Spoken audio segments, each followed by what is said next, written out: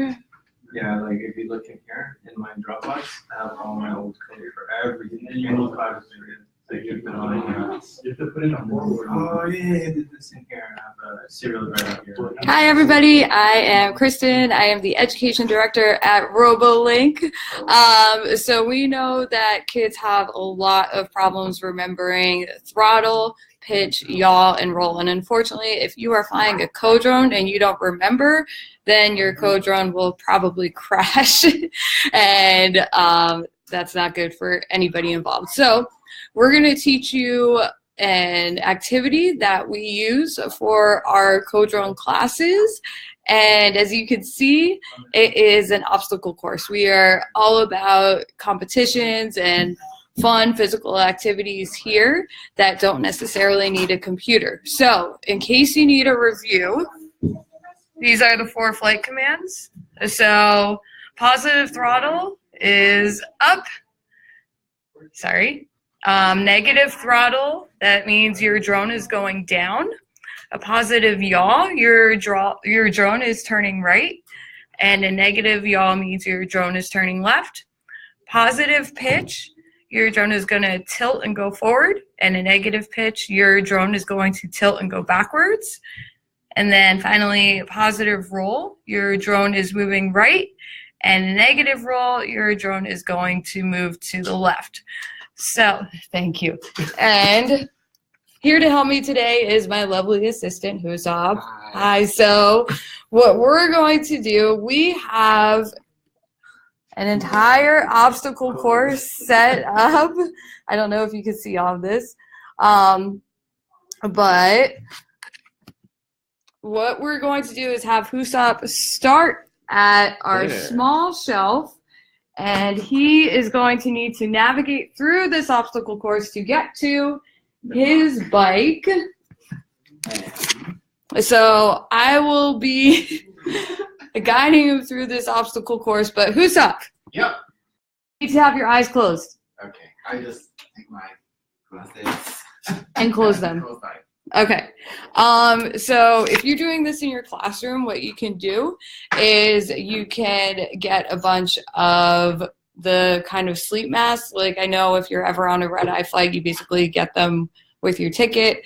I'm sure they sell them on Amazon in bulk. You can also get goggles, paint them black, whatever you want to do. But you don't want your students to see anything. That's what makes this interesting. What you can also do that we might do if we have time. Do you want to do this? Yeah.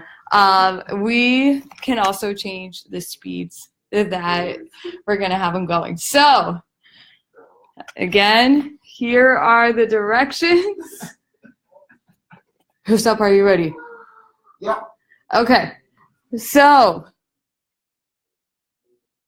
all right, Husab, you are going to pitch forward for 2 steps. And I just said pitch forward. I shouldn't have said pitch forward. So that would actually be 2 steps positive pitch. I've already messed up. You are going to positive roll for 1 step.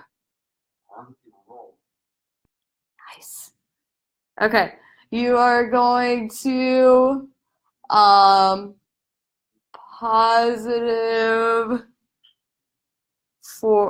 positive pitch for 5 steps. Oh, it's scary. Yep. Okay, actually positive pitch for 2 more steps. Okay. 1 more. And you are going to positive yaw. Positive yaw. Okay. Positive yaw. Oh, wait, no, negative yaw. Negative yaw. I'm just kidding. Yeah, okay. So, Don't peek. negative yaw? Negative yaw. Just 1. Just 1? Yep. Perfect. And then positive pitch for 1. Maybe 1 more. 1 more. Okay.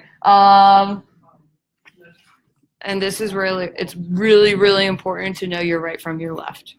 If you have kids like me that need work on it, maybe help them out. Okay. So, positive yaw. For one? For one. Nice. Okay.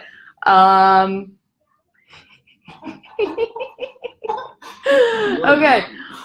Positive throttle for 3. Throttle? And we're going to make this fast. Positive throttle? No, positive.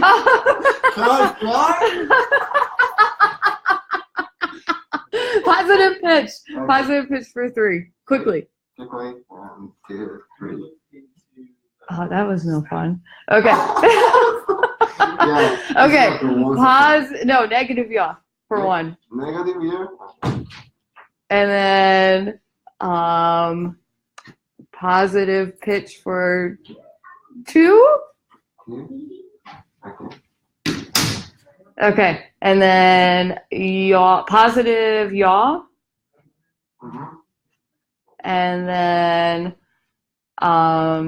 positive pitch 2. Okay. Maybe another one. And then negative roll for 1. Negative roll for 1. Yep. And then just positive pitch 1. Oh, Open your eyes. yeah. Yeah, you're back. Yeah. But you should make like a moonwalk like this. Okay. For fun. So. Yeah. Okay, so here's a couple things. We did not include throttle in this one just because we don't recommend it. It can be really dangerous to have students jump up and try to fly and then miss the floor. We did do speed really quickly. You can do more of that. So you could say, like, I said it at one point, like positive pitch quickly or slowly. So you could do more of that. And we have one instructor that does it a lot, and then the kids end up crashing or turning too quickly because it's a drone error, not necessarily a coding error. What we also recommend doing, if you have time, you can have the students switch roles. So we had Husop acting as a drone and me as the computer, but you could switch it around once you're finished. So I would be acting as the drone and Husop would be the computer. Yes. We are doing right now? Do you want to do it right now? Yeah. No. Okay.